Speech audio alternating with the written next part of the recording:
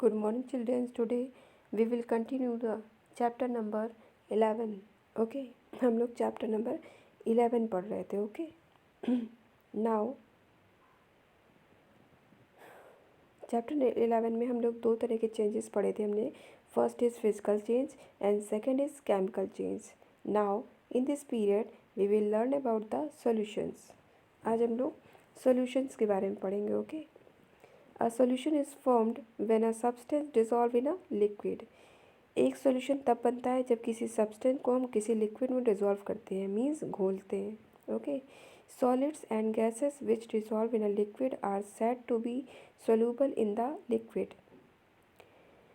Means solid और gases जो होती हैं जब किसी लिक्विड में घोली जाती हैं तो उसे हम सोल्यूबल बोला जाता है. उसको जो कि लिक्विड में घुल जाती हैं उसे हम सोल्यूबल बोलते हैं. उस लिक्विड का सोल्यूबल बोलते हैं जो कि घोला जाता है. ठीक है, लिक्विड में जिस चीज़ को घोला जाता है उसे हम सोल्यूबल बोलते हैं. जैसे कि हमारी किसी सॉलिड को आप घोलते हो या किसी गैस को घोलते हो. ओके, एग्जाम्पल जैसे आप शुगर घोलते हो, सॉल्ट घोलते हो, ऑक्सीजन घोलते हो, तो ये हमारे वाटर के सोल्यूबल होते हैं. मतलब शुगर को आप पानी में घोलते हो, सॉल्ट को घोलते हो, ऑक्सीजन घुली होती है पानी में, तो ये हमारे सोल्यूबल कहलाते हैं. Okay, some solids and gases however do not dissolve in a liquid and are said to be insoluble. कुछ सॉलिड और गैसेस ऐसी होती हैं जो हमारे लिक्विड में नहीं घुलती हैं. ठीक है, उन्हें हम इनसॉल्युबल बोलते हैं. ओके, जो घुल जाती हैं उन्हें हम सॉल्युबल बोलते हैं, जो नहीं घुलती है उन्हें हम इनसॉल्युबल बोलते हैं. Okay, solids dissolve in liquids. ऐसे सॉलिड्स जो लिक्विड में डिसॉल्व हो जाते हैं. देखिए, solids like sugar and salt can dissolve in water. Solids जैसे कि हमारे शुगर और सॉल्ट जो होते हैं वो हमारे वाटर में घुल जाते हैं. If we add sugar to a glass of water and stir it with a spoon. ठीक है, अगर हम शुगर को एक ग्लास पानी में घोलते हैं किसी भी स्पून के द्वारा तो क्या होता है, the sugar will dissolve in with the water.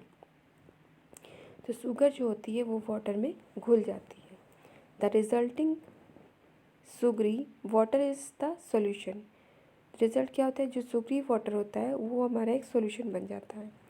The solution of the sugar and water taste is sweet.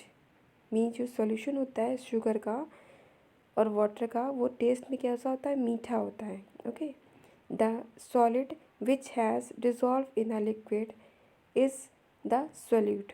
Means solid जो शुगर जो हम लोग डिसॉल्व करते हैं लिक्विड में उसे हम सॉल्यूट बोलते हैं. मीन्स जिस चीज़ को हम लिक्विड में घोलते हैं उसे हम सॉल्यूट बोलते हैं. Okay, the liquid into which the solid sugar dissolve is called the solvent.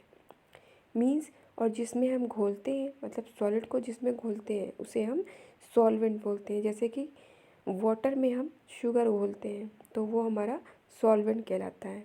Okay, the liquid which we get after dissolving substance in it is called a solution.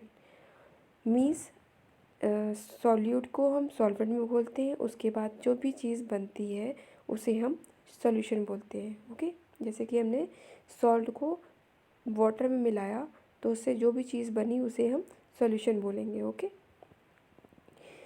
Similarly salt dissolve in water to give salty water. इसी तरह जब salt को हम पानी में घोलते हैं तो वो सॉल्टी वाटर बन जाता है. Salt is the solute. तो सॉल्ट हमारा सोल्यूट होता है, वाटर हमारा सॉल्वेंट होता है और सॉल्टी वाटर हमारा क्या होता है, सोल्यूशन कहलाता है. Okay, where does the solute in the solution go. The molecules in a liquid are not closely packed together. जो लिक्विड के जो मॉलिक्यूल्स होते हैं वो एक दूसरे से क्लोजली पैक्ड नहीं होते हैं. मतलब एक दूसरे से बहुत अधिक क्लोज नहीं होते हैं. There are space between them. इनके बीच में बहुत स्पेस होता है. These spaces are called intermolecular spaces. इस स्पेस को हम लोग इंटरमोलिकुलर स्पेस कहते हैं. Okay, the molecules of the solute fill these intermolecular spaces in the liquid and we say that solute had dissolved in the solvent. Mean solute के जो molecules होते हैं वो इस इंटरमोलिक्यूल्स स्पेसेस को भर देते हैं. जब किसी लिक्विड में हम इसको घोलते हैं सॉल्यूट को, तो वो उसके इंटरमोलिकुलर स्पेसेस को भर देते हैं। तो हम कह सकते हैं कि the solute had dissolve in the solvent. तो सॉल्यूट क्यों कह सकते हैं कि सॉल्यूट जो होता है वो हमारा सॉल्वेंट में घुल गया है, मीन्स डिज़ोल्व हो गया है। Okay, today it has finished and today's your homework is watch the video and read the chapter.